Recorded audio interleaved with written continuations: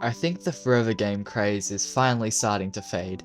With COD Black Ops 7 coming out like a wet shard and all the other studios that attempted to steal a piece of the pie either shut down or moved on to more worthwhile ventures. Speaking of worthwhile ventures, I want to suggest a type of game that these companies refuse to make. One that raised me and many others when we were younger. One that doesn't cost hundreds of millions of dollars, and one that doesn't require tens of thousands of players to upkeep. I call it... What constitutes a simple shooter, you may ask? Well, I'll try my best to explain it in 4 main categories. To be honest, I'm not especially focused on whether these games are third or first person shooters. I'm just looking for the structure, not the texture. Generally, these games are separated into 3 distinct modes by one of these delightful looking menus. Well, what I'm looking for in a campaign here is around 7 to 8 hours of length, not too long, not too short, with some nice looking set pieces and some level of story. Pick your poison with that one, I guess. And, you know, just having a nice offline offering for all the homies who don't always want to cop Xbox Live every month. If you're feeling like an extra sexy developer, then you may include some juicy collectibles and some fun boss fights with novel mechanics. But, you know, not everyone is as sexy as 2017 Respawn, huh?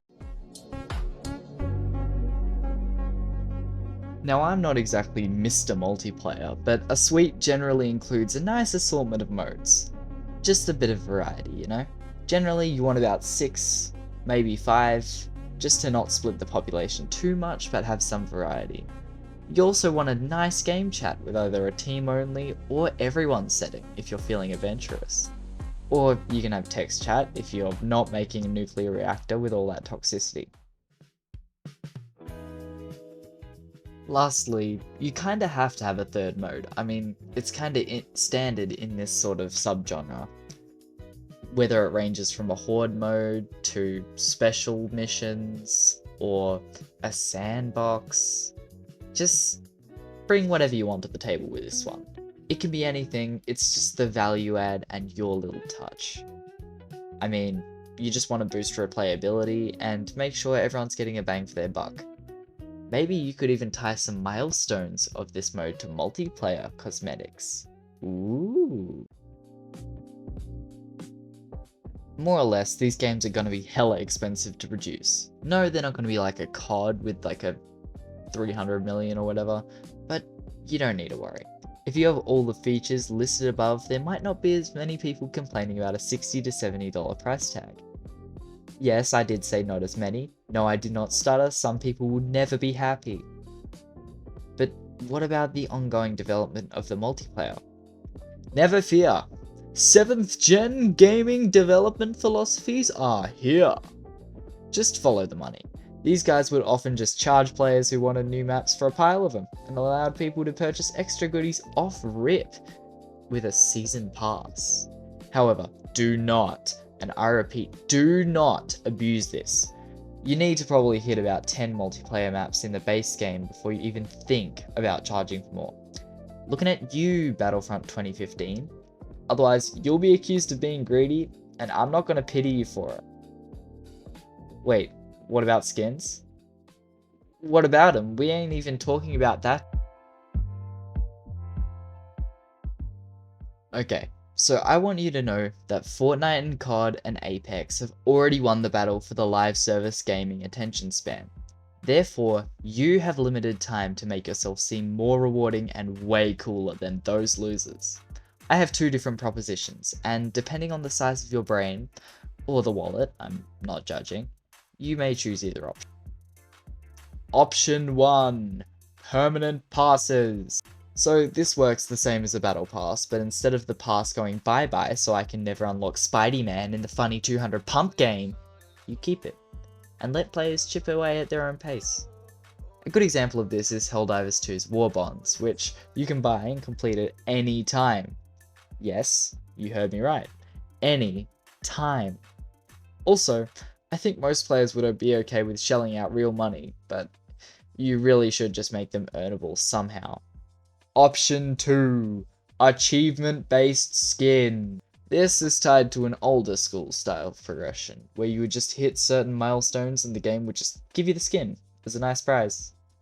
For people who play tons of hours of one game before moving, this is just absolutely perfect, and can lead to more season pass purchases if people committed to the grind decide that the current map rotation is boring.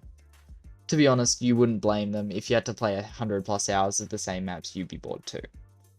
Also, do not be afraid of your game's population reaching a skill wall. This is natural, and arbitrarily changing the balance for new players will just piss off the core audience.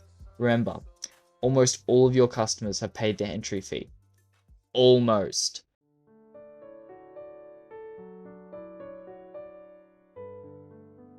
Okay, yeah, I'm kind of cheating here. This isn't really a feature, but it's something really worth discussing. I think more games need to introduce ways to play on in case the servers are down or the game is taken offline permanently. I mean, as in playing on the multiplayer. I love stop killing games, and I love the idea of it, and I'm beyond devastated it has fallen on the deafest of ears. Feel free to come back and correct me if there's any future development.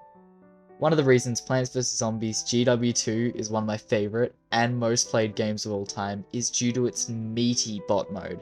You can play every single online mode, aside from the limited stuff, which is really good, offline with bots, with split screen enabled if you want to play with a buddy. And every single map, except one, but we don't talk about Walnut Hills, is there, and functions exactly identical to the multiplayer.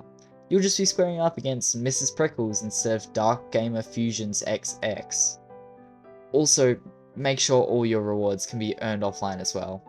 This is a pet peeve of mine, but just don't tie it to playing in lobbies of sweats, potential hackers and trolls. Most people actually live their lives and have jobs and all that, so they just don't have a defense against all that sort of stuff and really want to enjoy their time.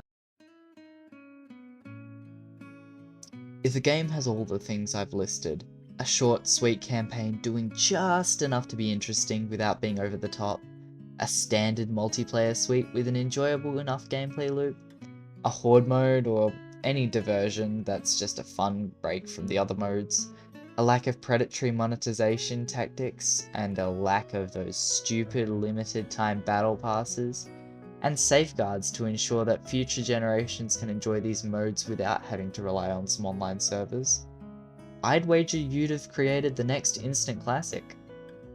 See ya.